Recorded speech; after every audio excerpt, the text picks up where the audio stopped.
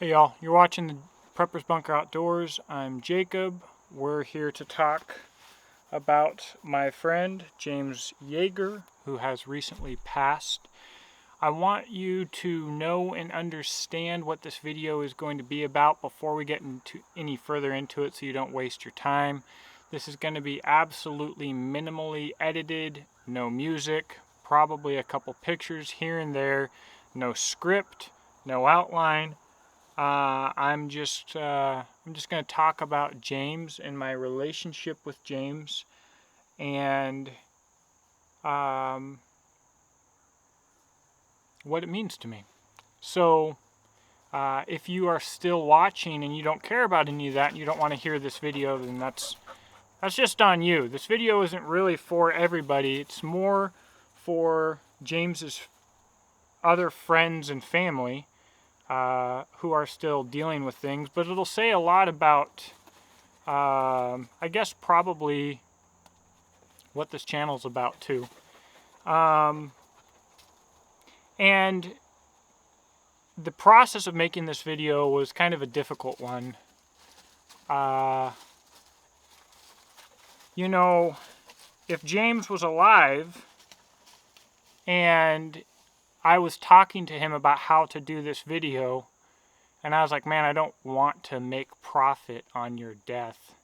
I feel like he'd probably be like, are you an idiot? I'm dead. If you can make money off of it, do it. But I can't. It just doesn't seem right. And so when James passed, a lot of people changed their profile picture to one of them and him, and there's nothing wrong with that. Seriously, in and of itself, there's nothing wrong with that, because most of those people, they're dealing with the loss of their friend. James was a very charismatic person, and it's a way to remember him respectfully. Are there some people who used it as a way to grab attention? Sure, but whatever. But I couldn't do it. And it was noticed by some of you, like, hey man, was there any problems between you and James? You didn't update your profile picture. You haven't posted any videos about it, this, that, and the other thing. No, it's just that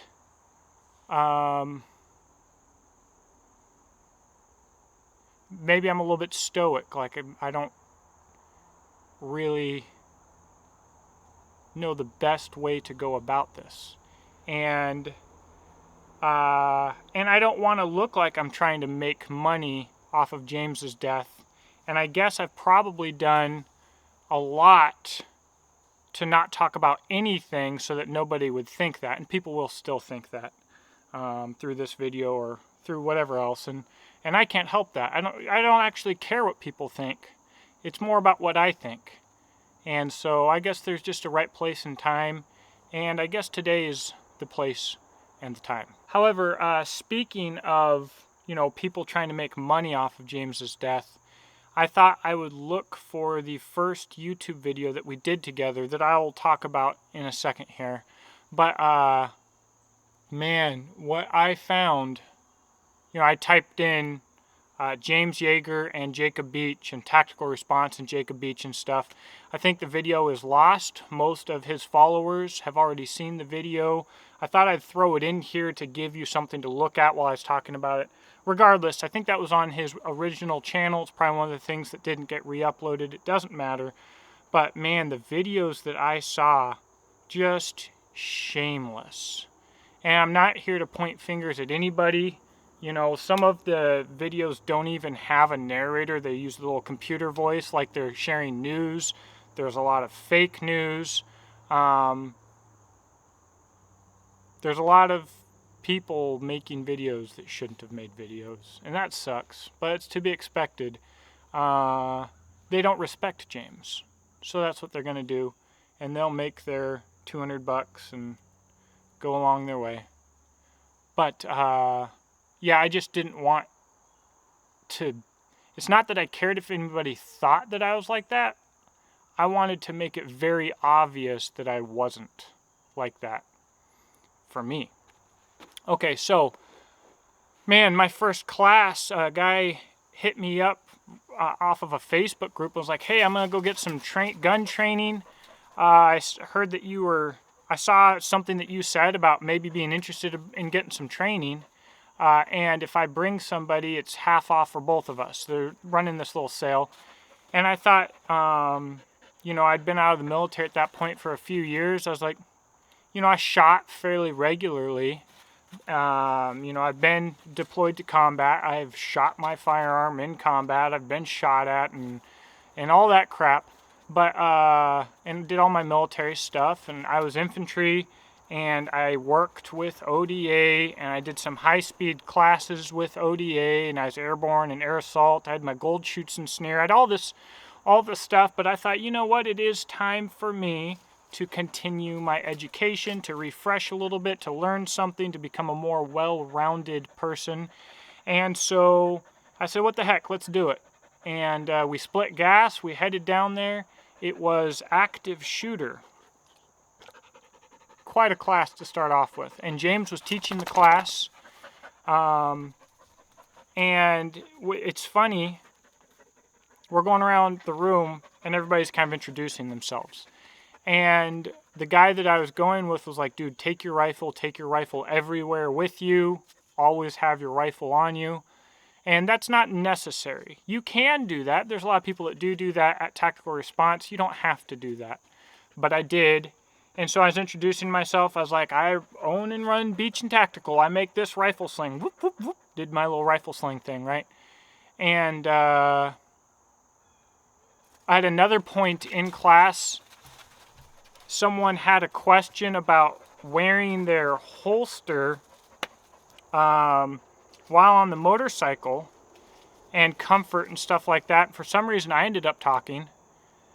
And I was carrying, guys, a 1911 in a leather holster. Pretty funny. And pulled it out and all of this other stuff, and James was like, hey, we don't do that, so let's not do that. I had broken many rules. But the class went great, and afterwards James was like, hey, let's do a video together. First time I'd ever met him. Now, keep in mind, we did this video. I showed off the speed sling. It was cool. My YouTube channel was still really small at that point. It's still really small right now, let's be real. But I had reached out to some other channel just after this. I think it was like called 30-Second Ideas, or maybe it was the Firearms blog or something like that, asking them about a review, and they're like, we don't do reviews, but we can do a 1-minute intro to your product. It'll cost $3,500. They had like 1,000 subscribers. I was like, have you lost your freaking mind? Like, I just did a video with James Yeager and it didn't cost me anything, and your channel with 1,000 subscribers wants $3,500 for a 1-minute video of my product? I didn't realize the value of YouTube at that point, and I certainly did not realize the value of what James had done for me yet. Not even close. So, to fast forward a little bit, I kept in contact with James, and he did a bug out hike. And bug out, survival, bushcraft prepping, those are kind of like my little areas. It was a free hike. We all got together. I got together with my friend Mike McGowan and some future friends, Steven and stuff like that. And he actually talked to me for the first time about fanny packs. I talked to him actually about the first time about fanny packs. I've got that video. I think it's Bug Out Hike with James Yeager or something like that. You can look it up if you want. But we're finally going to get to an interesting nugget in this video. James had already done something for me, but I was talking to him about my ideas for a knife brand, which is ironic now. You Tactical Response guys probably maybe don't know that I own a knife brand now. And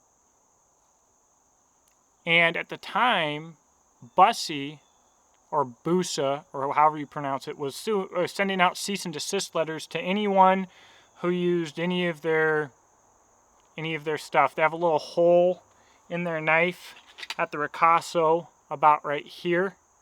And they're sending a cease and desist letter to anybody who did that. And it was in bad taste. And I was like, man, screw Bussy. And I told Yeager, I was like, I'm going to have my own proprietary steel. And I'm going to name it Infinite. But the I and FI are going to be capitalized because Bussy is famous for their super steel. Probably one of the first super steels. I don't know. Not one of the first super steels because the forefathers, I'm not going to get into that. One of the, it was probably the first ultra tough reputation steel that really caught on. Let's just say that. And it's INFI. I don't think it's capitalized, but I was going to do Infinite with capital INFI. I just thought, man, I thought this is a banger of an idea. I still kind of do think it's a pretty cool idea. But James was like, so how about no? Like, let's not do that. And he said, I want to kind of help you understand a little bit how the industry works behind the scenes. Why don't you come to SHOT Show with me in 2 weeks? And I was like, okay. And so, long story short, I went to SHOT Show with James. He paid for everything. And spent 30 or 40 or more hours in a truck with him and Nate and Don. And it was an eye-opening experience. A lot of the things that James had said to me didn't process for me until much later. And I'm sure that will continue to happen, especially on the business side of things. But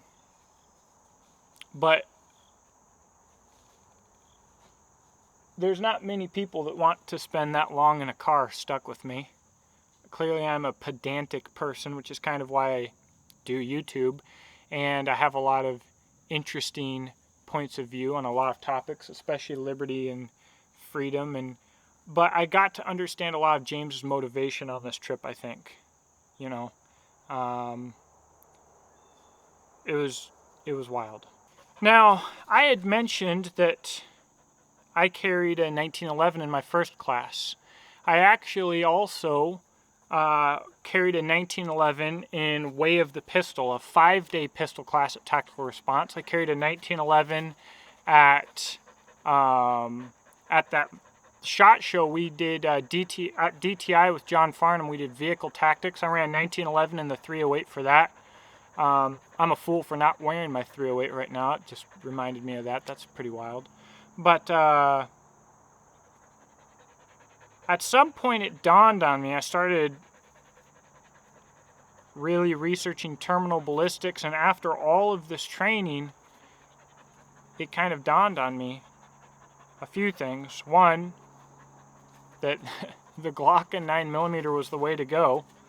And not because James said it. I was,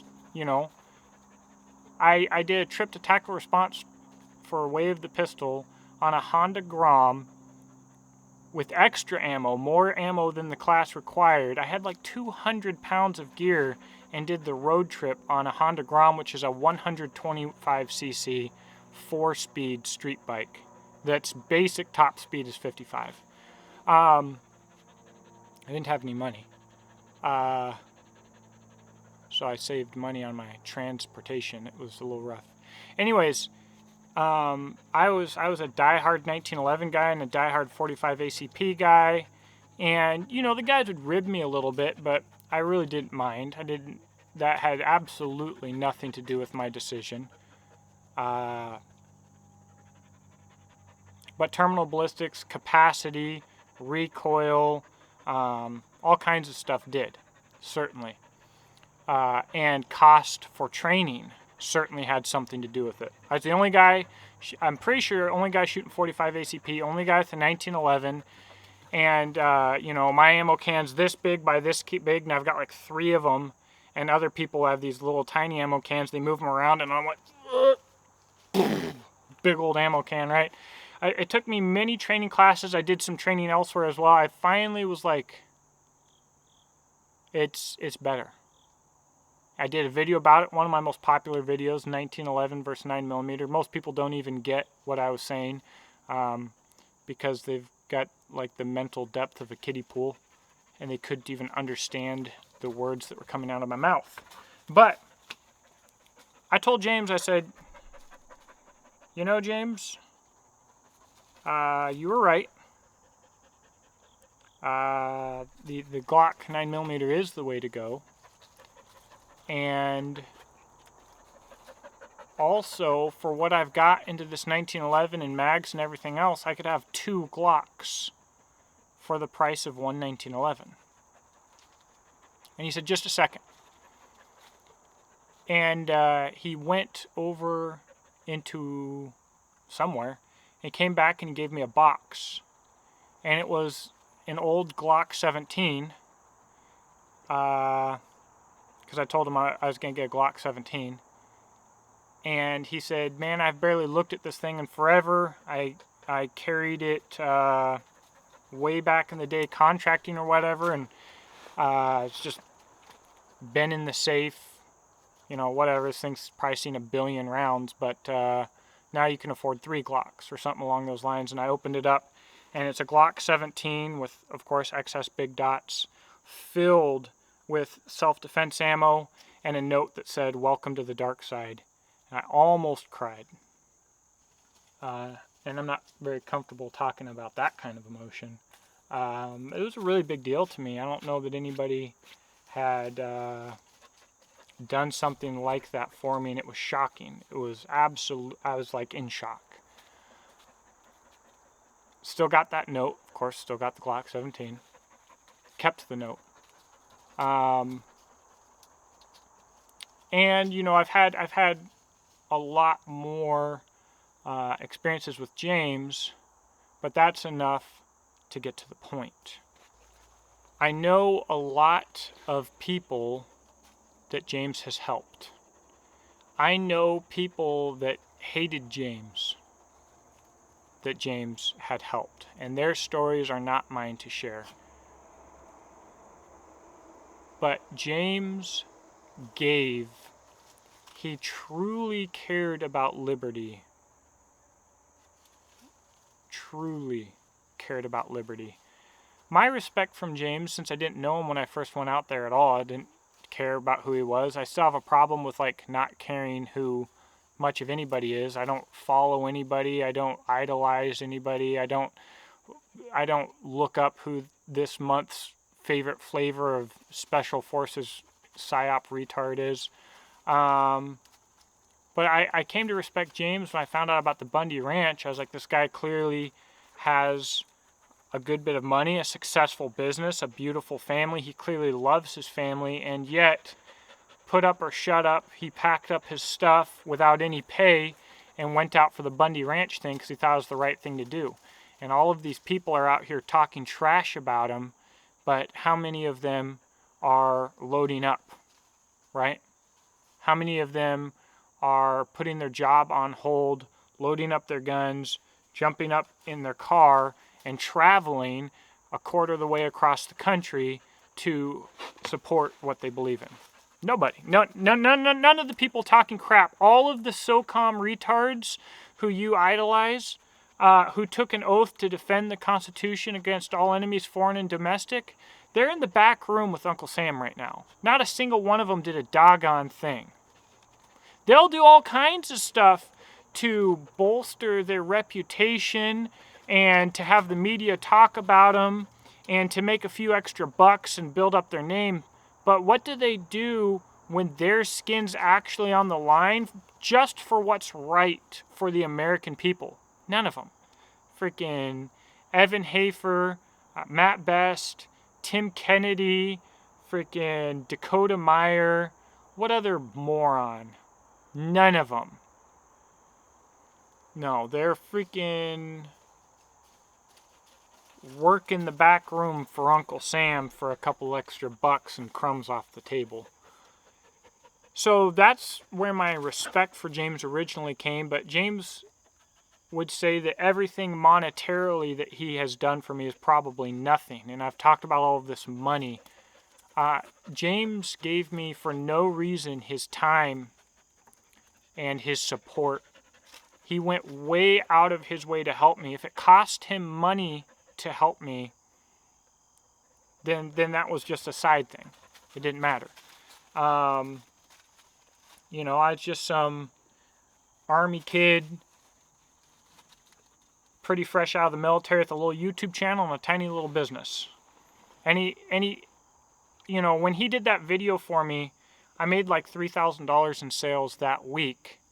And, but that's not how he helped me the most. I was about killing myself, running to gun shows to sell my slings all around Kentucky, where I get no sales, by the way. People in Kentucky don't give a dang about my products for the most part. I mean, just about kill myself to make a sale.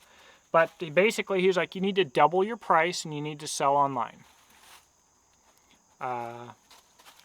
And he's like, you're undercharging, you're undercharging, you're undercharging. That's really hard for someone new to business and who doesn't understand how business works to hear.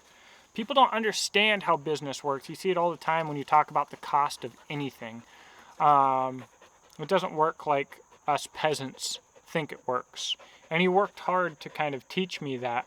And like I said, I didn't fully pick it up at all for a long time. And I'm sure years from now, I will still be remembering things that James said, and the light bulb will turn on and I'll be like, oh my gosh, this is what he was talking about. So guys, you know, James was my friend, and I do have some regrets. I didn't think that what happened to James would take him so quickly. I could have gone and rode motorcycles with James at any time. I could have gone on the last ride with him, and I didn't.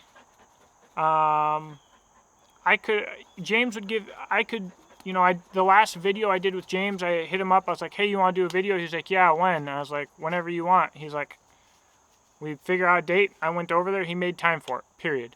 I could have gone and hung out with James any day, any time. And I took that for granted. And I purposely didn't take pictures with James most of the time. Because I don't idolize James, and I don't handle things like that like most people do. And I also thought, as James' situation deteriorated, you know, if James wants to hang out, he'll reach out to me, but most likely his most valuable time right now is with his family, and I don't want to take a second of that. So I'm going to completely leave James alone. And although in my head that still makes some sense, you know, it could be what James saw on the other end of that was I never reached out to him, never said anything as he was dying. So